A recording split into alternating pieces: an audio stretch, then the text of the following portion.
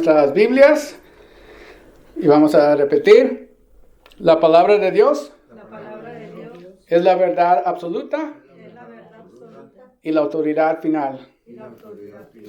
Amén y amén. Ahora porque estamos celebrando Navidad, nos vamos a seguir en el Evangelio de Mateo. Vamos a seguir con Mateo el próximo domingo, pero va a ser diferente ahora. Durante los últimos 3 semanas he estado orando sobre el mensaje navideño de este año. Como ha mencionado antes, yo también, en mi opinión, los mensajes temáticos son más difíciles para mí. Prefiero hacer un estudio expositivo verso por verso, porque así es lo que me ha acostumbrado y mi llamado. Durante los últimos 6 años, por la gracia del Señor, he hecho unos 10 diferentes mensajes de Navidad. He hecho mensajes navideños del relato de Mateo y del relato de Lucas sobre la historia de Navidad. He hecho mensajes de Navidad sobre los pastores y los Reyes Magos. Y creo que hace unos años también hice un mensaje de Navidad usando el Antiguo Testamento. Las Escrituras nos dicen que todos, lo que estamos leyendo, todas las Escrituras del Antiguo Testamento apuntan a Jesús. Y en el Nuevo Testamento dice porque Él habita corporalmente toda la plenitud de la deidad. Y es por eso que estamos aquí esta mañana para celebrar el amor incansable de nuestro Señor. Y como Dios inició el amor, Él se hizo hombre y habitó con nosotros y murió en nuestro lugar para que pudiéramos experimentar su paz y su alegría y su amor y ser usados por Él como un instrumento para darle a conocer a otros también. Así que este sermón es de 2 partes. La segunda parte va a ser en el servicio de Nochebuena. Vamos a orar para sabiduría y para que Él los guíe. Padre Celestial, te damos gracias por todo lo que haces. Y hoy mismo, mientras abrimos tu palabra, te pedimos que nos guíes, que condiciones a nuestros corazones para poder recibir lo que nos vas a enseñar esta tarde. Y también te pido que unjas cada palabra que se va a pronunciar, que sean tus palabras y solo tus palabras. Te damos gracias por todo lo que haces y elevamos esto en el nombre de Jesús, y todos los santos dijeron amén. Abran sus Biblias conmigo al libro de Jonás capítulo 1. Es un estudio navideño y cuando digo Jonás, unos dicen no, pues no tiene que ver nada con Navidad. Y les voy a enseñar que sí. ¿Okay? Creo que la mayoría de nosotros estamos muy familiarizados con la historia de Jonás. Él es el hombre en la Biblia que desobedece a Dios. Pensó que podía huir de Dios y que él puso a esconderse del Señor y que Dios envía un pez gigante para que se coma a Jonás. Jonás permanece en el vientre del pez durante 3 días y luego Dios le ordena al pez gigante que lo vomite a Jonás. Y la moraleja de la historia es que no vamos a desobedecer al Señor porque Él va a enviar un pez gigante para que los trague, ¿verdad? Pero ese no es lo que se trata este libro de Jonás. El libro de Jonás no se trata sobre Jonás o el pez, pero estoy bastante seguro de que cuando les pedí que abran sus Biblias a Jonás, probablemente fue lo primero que los vino a la cabeza. que empezamos a ver una imagen así de una ballena comiéndose a Jonás. Piensen en esto. El pez solo se menciona 4 veces en todo el libro de Jonás. La ciudad de Nínive solo se menciona 9 veces. Jonás se menciona 18 veces, pero encontramos que el Señor es mencionado 33 veces. Entonces, ¿de qué se trata el libro de Jonás? Y el libro de Jonás, si lo vemos, se trata de Juan 3:16. Porque Juan 3:16 dice, porque de tal manera amó Dios al mundo que ha dado a su Hijo unigénito para que todo aquel que en Él crea, que no se pierda, mas tenga vida eterna. El libro de Jonás es el Juan 3:16 del Antiguo Testamento. Que Dios nos ama tanto que aun cuando todavía éramos pecadores, Él envió a su Hijo unigénito para pagar una deuda que Él ahora debía. Para pagar nuestra deuda. Una deuda que no podíamos pagar nosotros. Y todo aquel que cree en Él no se pierda, mas tenga vida eterna. Pagado en totalidad. Consumado. Esas fueron las palabras de Jesús de la cruz. Ya estaba terminado todo. No importa cuán malvado o cuánto sea uno malvado o lo que hayan hecho, Dios extiende su misericordia a los peores de los peores. Nadie está fuera del alcance del Señor. Noten este versículo, Ezequiel 33:11. Si quieren abrir allí en Ezequiel 33:11. Porque allí en Ezequiel 33:11 dice, diles, vivo yo, dice Jehová el Señor, que no quiero la muerte del impío, sino que se vuelva el impío a su camino y que viva. Volveos de vuestros malos caminos, porque moriráis, oh casa de Israel. Entonces vemos que la misericordia del Señor es inmerecida. Y todos nosotros tenemos la misma necesidad de la misericordia del Señor. Todos nosotros. Todos necesitamos la misericordia del Señor. Esta es la razón por la que el apóstol Pablo se describe a sí mismo en 1 Timoteo 1:15. Que Pablo dice de él mismo que él es el peor de todos los pecadores. Y uno pregunta, ¿por qué dice Pablo eso? Porque Pablo no miró los pecados de los demás y dijo, bueno, al menos yo no soy tan malo como esta persona. O yo no me porto como esta persona, o hago lo que hace esta persona o aquel tipo. Pablo miró a Dios. Y la forma en que Pablo se midió a sí mismo era mirando a Dios y su santidad, su justicia y su perfección. Pablo dijo, yo soy el peor de todos los pecadores. Entonces todos nosotros deberíamos poder decir lo mismo y dejar de compararnos con uno a otro. Porque hay solo un estándar para el cual seremos juzgados. Y va a ser la perfección de nuestro Señor. La santidad de nuestro Señor.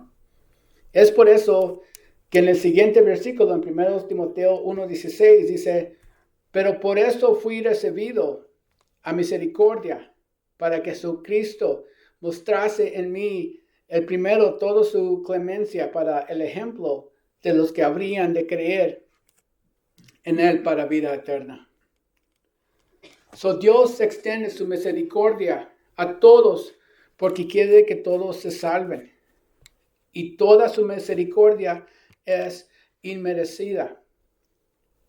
Podríamos descartar a las personas como irredimibles, como veremos que hizo Jonás. Que vamos a decir que no, porque han pecado mucho, porque lo que han hecho, que vamos a decir que ellos no pueden estar redimidos, pero Dios nunca lo hace. Y Dios hace todo lo posible para traerlas a casas con Él. Él deja las 99 ovejas para ir a la una. La parábola de la oveja perdida, Mateo 18.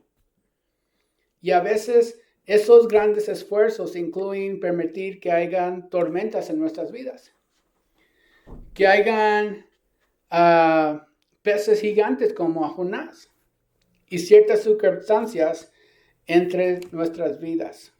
Al igual que Jonás, veamos nuestro texto más cerca. Lo mismo le va a pasar a Jonás, porque vamos a ver que Jonás se desvió a lo que el Señor lo llamó. Vamos a ver el versículo 1. Dice, vino la palabra de Jehová a Jonás, hijo de Amitai, diciendo. Si miran el nombre Jonás y Amitai, quiero que lo marquen.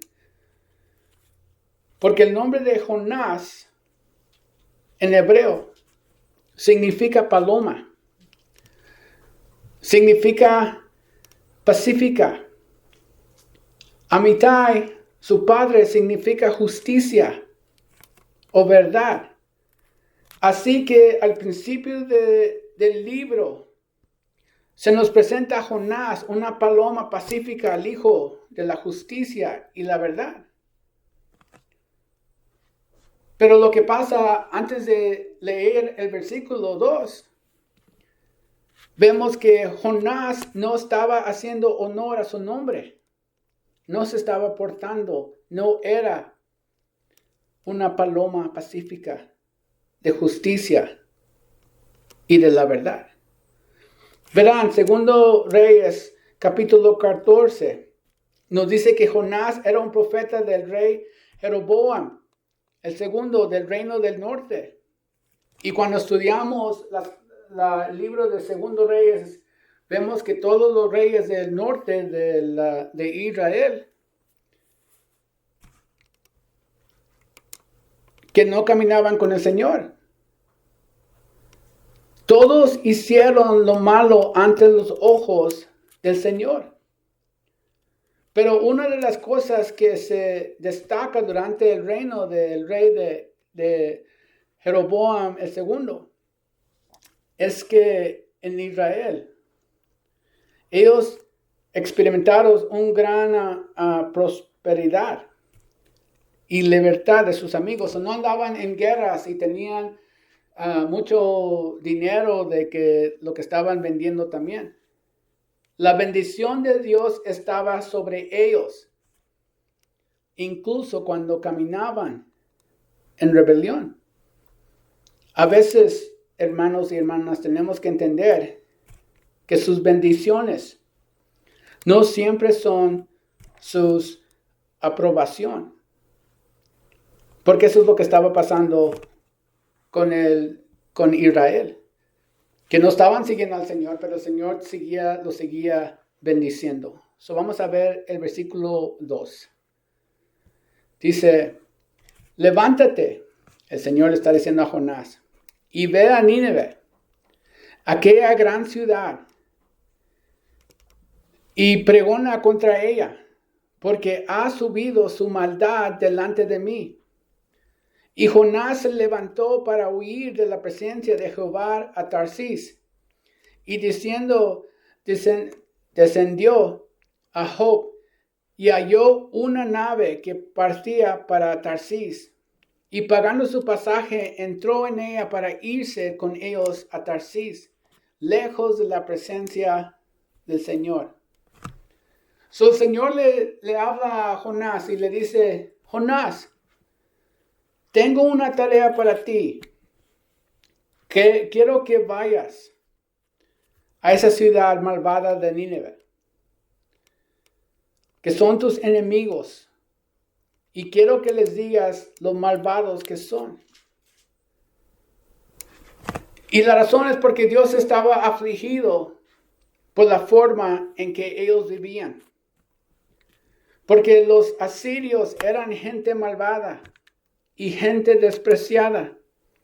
Eran guerreros brutales que destruían la gente que conquistaban y no mostraban ninguna misericordia con los débiles o los inocentes.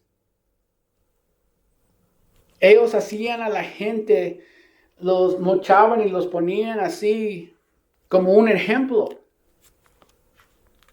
Y tenemos que acordarnos que Dios es justo y también Dios es santo. Dios sabía que su propio sentido de justicia requería que un día trajera juicio sobre esta nación, a menos que ellos se arrepintieran y volvieran a Él. Esta gente le dice Dios a Jonás, vale la pena. So Dios está hablando con Jonás y dice, quiero que vayas, quiero que se arrepienten, quiero que prediques allá con ellos, porque esta gente malvada vale la pena. Quiero que se arrepienten.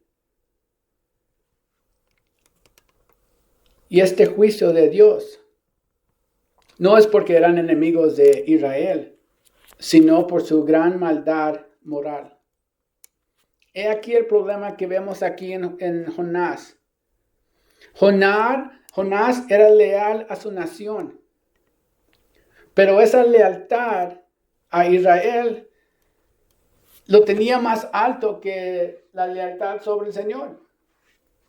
Él levantaba a Israel más alto que el Señor, donde el Señor debía de ser la mayor prioridad.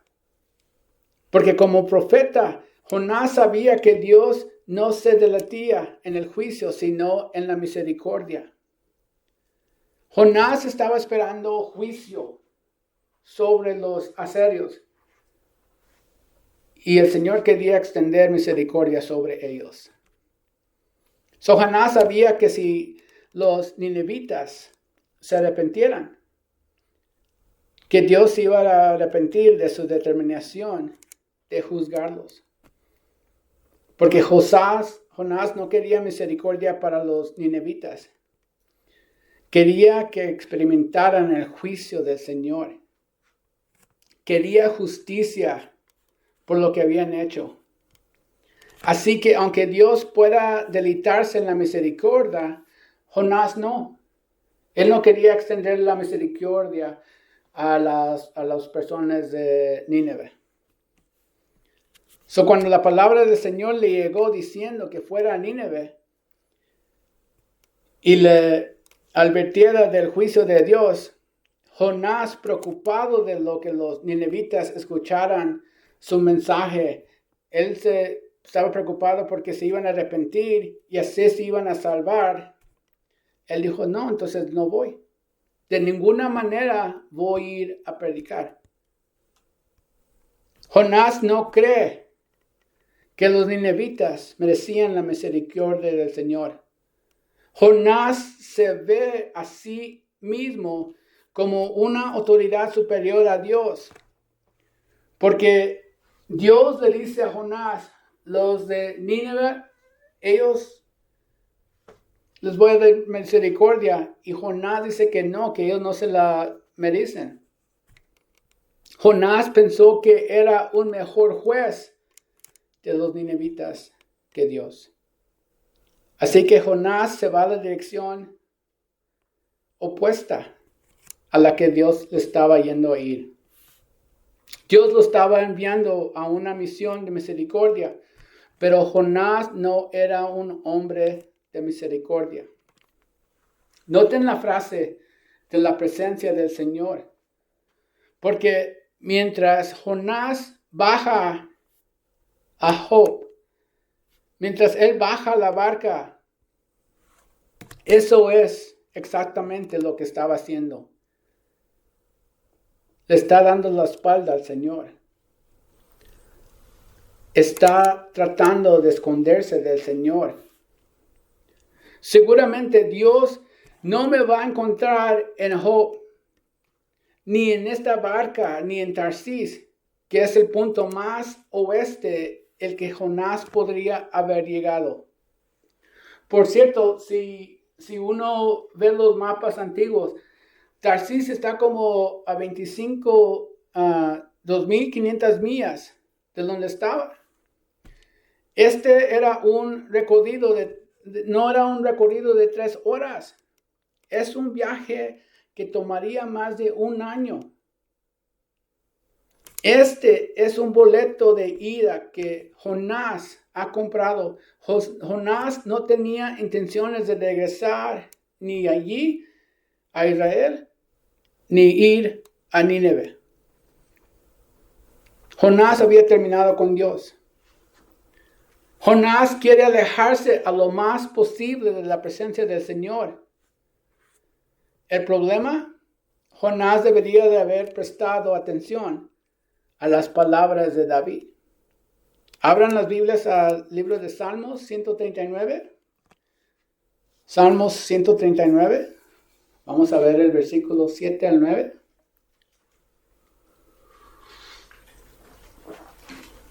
Es un salmo de David. En el versículo 7 dice: ¿A dónde me iré de tu espíritu? ¿Y a dónde huiré de tu presencia? Si subiera a los cielos, allí estás tú.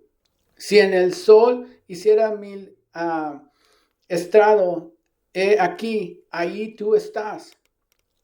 Si tomaré las alas del alba y habitaré en el extremo del mar. Iglesia, esta es la mentalidad cuando pecamos contra Dios. Pensamos que podemos esconderlos de Él. Es lo que está haciendo Jonás. Piensen en Adán y Eva. ¿Cuántas personas había en el jardín de Edén? Habían 2. Cuando comieron del fruto, ¿qué pasó? Trataron de esconderse del Señor. Adán, ¿dónde estás?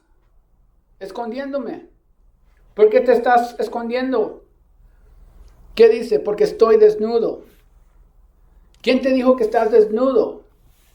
Entonces le dice: ¿comiste del fruto?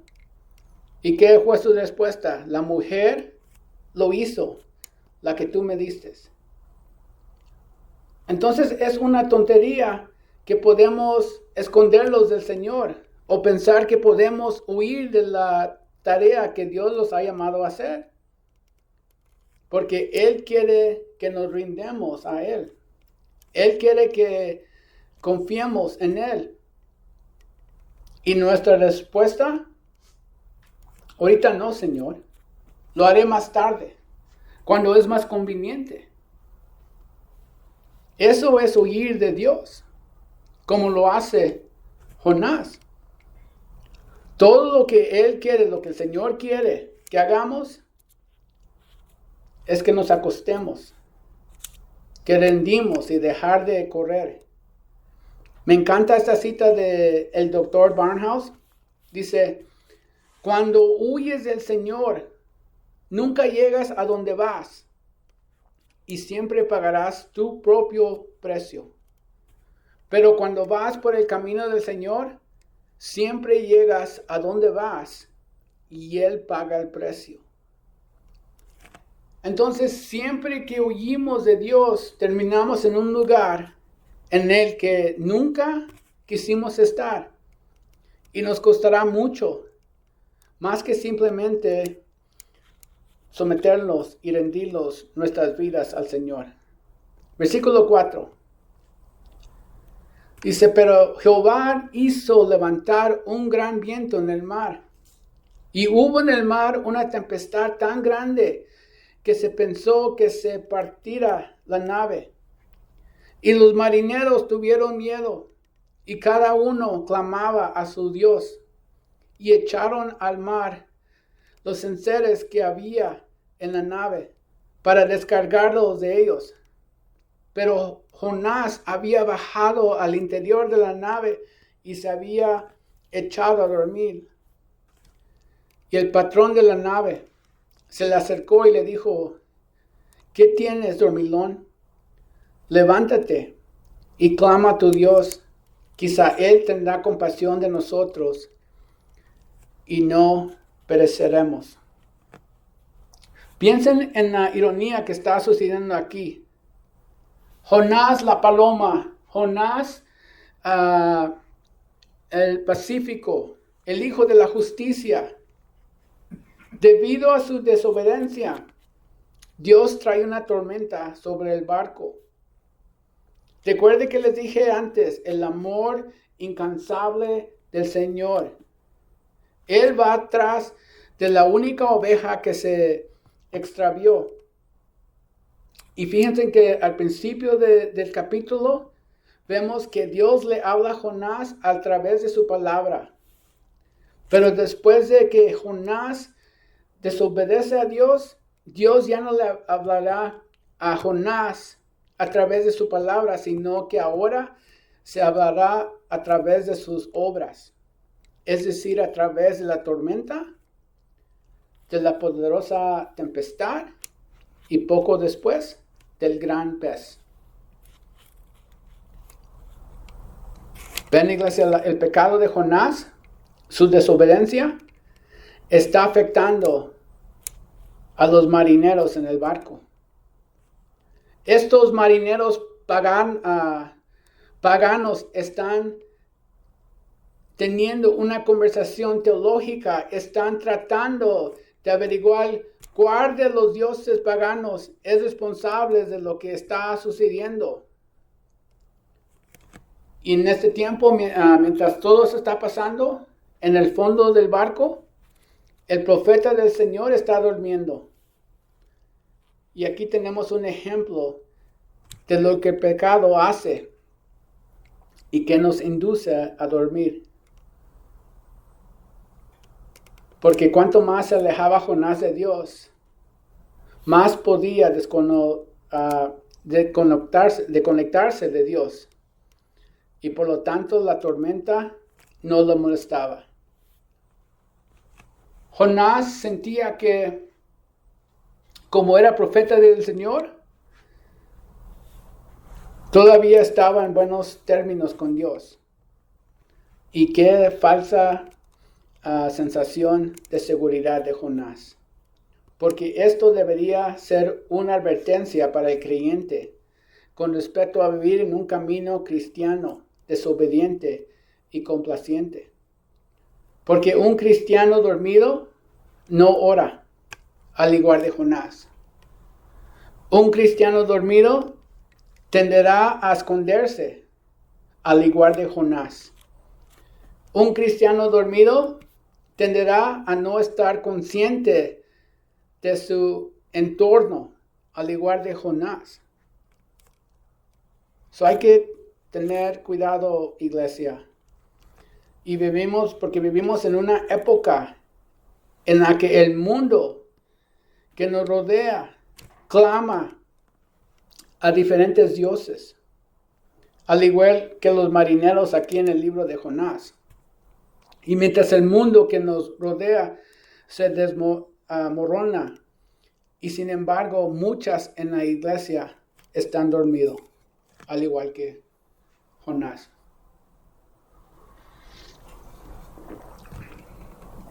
Observen que Jonás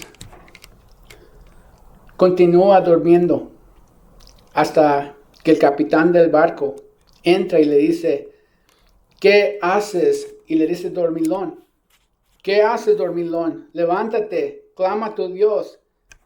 Tal vez este Dios no tenga en cuenta y no perezcamos.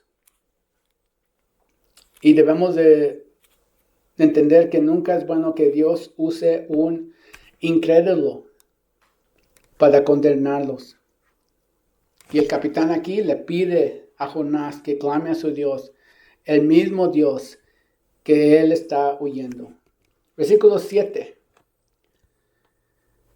Y dijeron cada uno de los compañeros, venid y echemos suertes, para que sepamos por causa de quién nos ha venido este mal.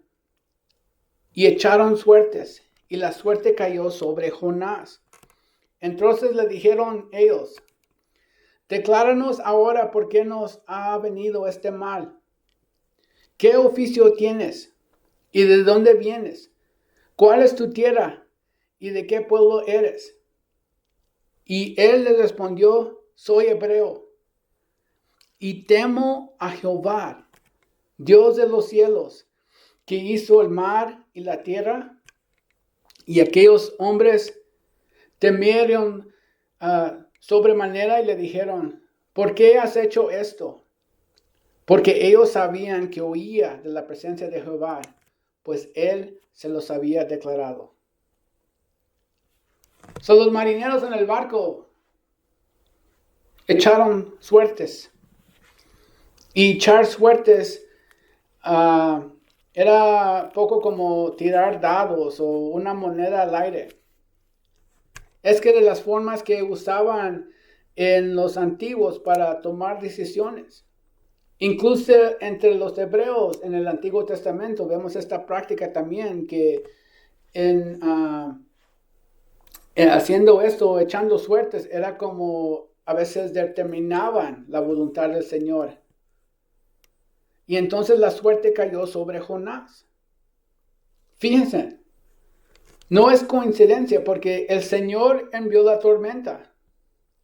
El Señor envió la tempestad. Y el Señor estaba en control completo, porque el Señor también controló las suertes. Y observe cómo Jonás, incluso en medio de su rebelión, él conocía la verdad acerca de Dios. Él dice: temo al Señor, pero sus acciones contradicen todo lo que está haciendo. Porque si Jonás realmente tuviera tenido el temor del Señor, hubiera estado en el camino yendo para Nínive y no en el barco yendo a Tarsis. Versículo 11. Y les dijeron: ¿qué haremos contigo para que el mar se nos aquite? Porque el mar se iba embraveciendo más y más. Él le respondió: tomadme y echadme al mar, y el mar se os aquitará, porque yo sé que por mi causa ha venido esta gran tempestad sobre vosotros. Y aquellos hombres trabajaron para hacer volver la nave a tierra, mas no pudieron, porque el mar se iba embraveciendo más y más contra ellos. Entonces clamaron a Jehová y dijeron: te rogamos ahora, Jehová, que no perezcamos nosotros por la vida de este hombre, ni pongas sobre nosotros la sangre inocente, porque tú, Jehová, has hecho como has querido. Y tomaron a Jonás y lo echaron al mar, y el mar se quitó de su furor. Y temieron aquellos hombres a Jehová con gran temor, y ofrecieron sacrificios a Jehová e hicieron votos. ¿Quieren que el mar se calme? Tírame al agua, es lo que dice Jonás. Los marineros tenían buenas intenciones. Antes de tirarlo, ellos trataron de llevarlo a la orilla del mar. Pero cuando más remaban, más fuertes se volvieran las olas. Y la razón era porque estaban interfiriendo con lo que Dios quería hacer. Porque Dios no quería que Jonás vaya a la tierra, sino Dios quería que Jonás se rendiera a él para irse a Nínive. Entonces los marineros tiran a Jonás por la borda. Y la razón es por qué Jonás hizo que los marineros lo tiren por la borda. Y muchos dicen que tal vez Jonás tuvo compasión de los marineros. Pero creo que hay más de eso. Yo creo que Jonás se está arrojando la misericordia de Dios. ¿Recuerda la cita que dije antes del Dr. Barnhouse que dice, cuando huyes del Señor, nunca llegas a donde vas y siempre pagarás tu propio pasaje? Pero cuando vas por el camino del Señor, siempre llegas a donde vas y Él paga el pasaje. Entonces Jonás está diciendo aquí, está bien, Señor, me someto a tu voluntad. ¿Quieres que vaya a Nínive? ¿Quieres que les predique? Vas a tener que hacer que suceda porque estoy en medio del Mediterráneo. Estoy en medio del mar. Se está sometiendo a la voluntad del Señor. Versículo 17. Y aquí en el versículo 17 vemos que el Señor hace para que se regrese a Nínive. Dice, pero Jehová tenía preparado un gran pez que tragase a Jonás. Y estuvo Jonás en el vientre del pez 3 días y 3 noches. En muchos estudios de Jonás, las personas se envuelven en qué tipo de pez era o cómo sobrevivió Jonás en el vientre del pez. Pero como es estudio de navideño, no vamos a enfocarlos en esto. Y la razón es porque lo que estamos viendo aquí, estamos viendo la misericordia del Señor. Porque fíjense, Jonás en el pez, por más miserable, por más desagradable que está en estos momentos, Jonás tuvo que estar en el vientre del pez durante 3 días y 3 noches. Ese gran pez fue la misericordia de Dios para Jonás. Antes dije que la misericordia de Dios es inmerecida, ¿verdad? Nadie de nosotros, es por su voluntad de Él, la misericordia del Señor. Pero aquí hay otra cosa que Jonás tuvo que aprender, que la misericordia de Dios es inesperada. Porque a veces no podemos ver la misericordia de Dios porque viene en una forma que no esperábamos. A veces en un tiempo de sufrimiento no podemos ver la misericordia del Señor porque nosotros estamos esperando otro tipo que viene en la misericordia del Señor de otro modo. Pero el Señor nos está enseñando misericordia. Porque podía ser algo que consideramos un inconveniente cuando en realidad es su misericordia sobre nuestras vidas la que Él usa para dirigir nuestros pasos. Y en algún momento, mientras Jonás estaba allí en el vientre del pez, se dio cuenta de que este pez que Dios preparó, en realidad fue enviado como un salvavidas para él. Era su misericordia.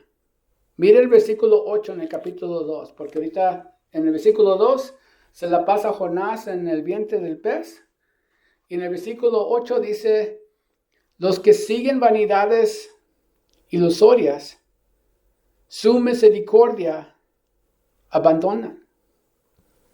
Jonás llega a la conclusión de que si nos aferramos a cosas sin valor, a aquellas cosas que toman el lugar de Dios, podemos terminar abandonando la misericordia de Dios. Entonces, ahora que Jonás ha probado la necesidad crítica de misericordia, se da cuenta